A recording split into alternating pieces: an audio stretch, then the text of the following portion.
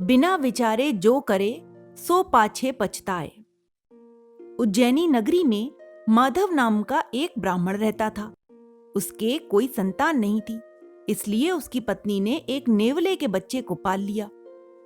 ब्राह्मणी उस नेवले से बेहद प्यार करती थी। वह उसके रहने तथा खाने पीने आदि पर विशेष रूप से ध्यान देती थी। ईश्वर की कृपा से एक दिन वह गर्भवती हो गई और निश्चित समय पर उसने एक पुत्र को जन्म दिया। इस प्रकार पुत्र और नेवला दोनों साथ साथ पलने बढ़ने लगे।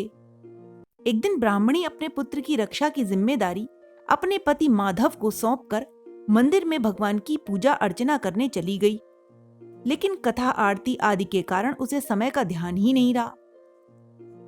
माधव ब्राह्मण अपने पुत्र की देखभाल में लगा हुआ था कि उसके पास नगर सेठ की ओर से निमंत्रण आ गया। इस पर माधव ने सोचा कि यदि वह समय पर वहां नहीं पहुंचा तो नगर सेठ किसी अन्य ब्राह्मण को बुला लेगा। ऐसी स्थिति में उसे उत्तम भोजन तथा दान दक्षिणा आदि से वंचित रह जाना पड़ेगा। लेकिन समस्या यह थी कि उसकी पत्नी अभी तक मंदिर से लौटी नहीं थी। वह पुत्र की देखभाल का जिम्मा आखिर किसे सौंप जाता? वह इस विषय में सोच ही रहा था कि उसे नेवले का ध्यान आ गया।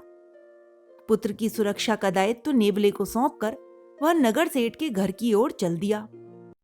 नेवला बच्चे के पालने के पास बैठकर मुस्तैदी से अपना कर्तव्य निभाने लगा, लेकिन तभी कहीं से वहां एक काला सांप घर में प्रविष्ट होकर बच्चे के पालने की ओर बढ़ गया।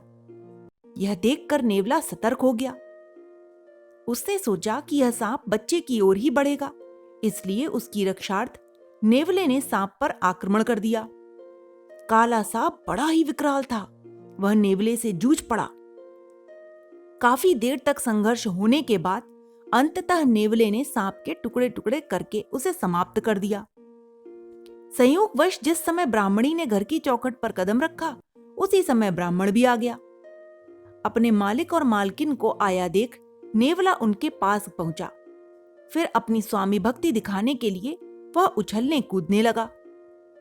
ब्राह्मण ने नेवले को गोद में उठा लिया। तभी उसकी निगाह नेवले के मुख पर पड़ी, जो रक्त से सना दिखाई दे रहा था। यह देखकर ब्राह्मण और ब्राह्मणी विलाप करने लगे। उन्होंने सोचा कि इस नेवले ने उनके पुत्र को मार डाला है। फिर क्या था, क्रोधवश सच्चाई का पता लगाए बिना भी उसने नेवले को मार दिया। जब माधव और उसकी पत्नी अंदर के कक्ष में पहुंचे, तब उन्होंने देखा कि उनका बच्चा आनंद पूर्वक अपने पालने में खेल रहा है, लेकिन उस पालने के पास ही एक काले सांप के टुकड़े पड़े हैं। यह देखकर उन्हें सारी बातें समझ में आ गई। अब उन्हें नेवले को मार डालने का बहुत अफसोस होने लगा, लेकिन अब हो भी क्या सकता था। ब्राह्मण ने तो बिना सोचे समझे अपने पुत्र के रक्षक उस निरपराध नेवले को मार डाला था। इस प्रकार उसने अपना अनिष्ट स्वयं ही कर लिया था। कहा भी गया है, सहसा विदधीत न क्रियाम विवेकः परमाम पदम पदम वृणुते ही विमृश कारणम गुणलुब्धाः स्वयमेव संपदः। अर्थात किसी कार्य को बिना सोचे विचारे अनायास ही नहीं करना चाहिए। विवेकहीनता आपदाओं का आश्रय स्थल होती है। संपदाएं विचार करने वाले का स्वयं ही वर्ण कर लिया करती हैं।